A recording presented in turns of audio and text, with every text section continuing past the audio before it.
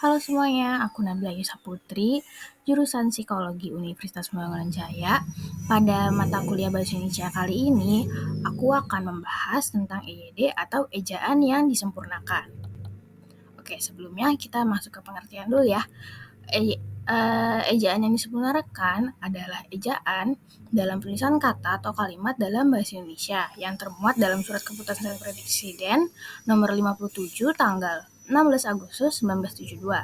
Ejaan yang disempurnakan atau yang lebih sering disingkat menjadi EYD adalah aturan dasar ejaan dalam bahasa Indonesia yang hingga sampai saat ini masih digunakan.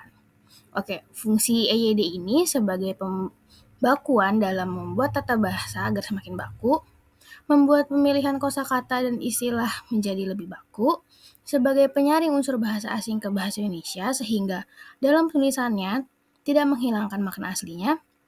Lalu yang terakhir, penggunaan ejaan dapat membantu mencerna informasi dengan lebih cepat dan mudah karena penulisan bahasa Indonesia yang lebih teratur. Oke, di sini ada beberapa perkembangan yang dilalui oleh EYD.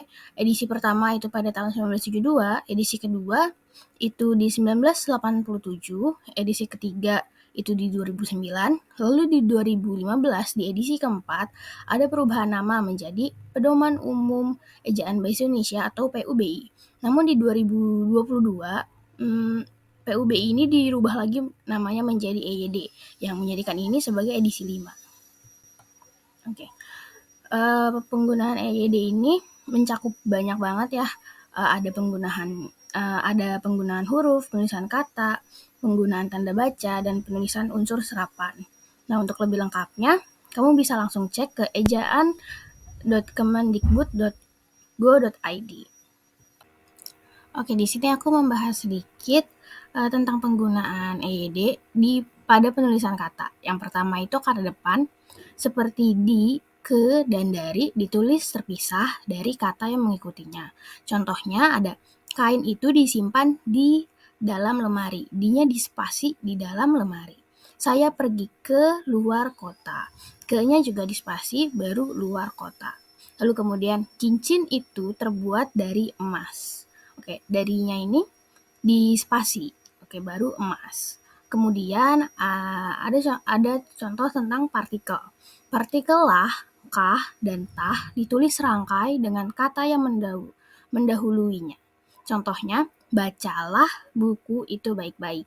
Siapakah gerangan dia? Apatah gunanya bersenang hati? Apatah gunanya bersedih hati? Oke, mari kita membahas satu soal untuk melatih diri ya. Soalnya adalah, apa perbedaan dari kata depan di yang dipisah dan yang ditulis serangkai? Oke, jawabannya, penggunaan di yang dipisah menunjukkan tempat, nama, waktu, dan lokasi. Contohnya seperti tadi, di mana, di sana, di seberang.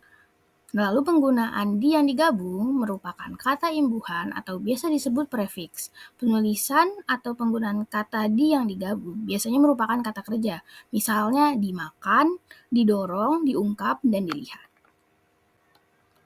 Oke, sekian sedikit pembahasan EYD dari aku. Terima kasih sudah menonton.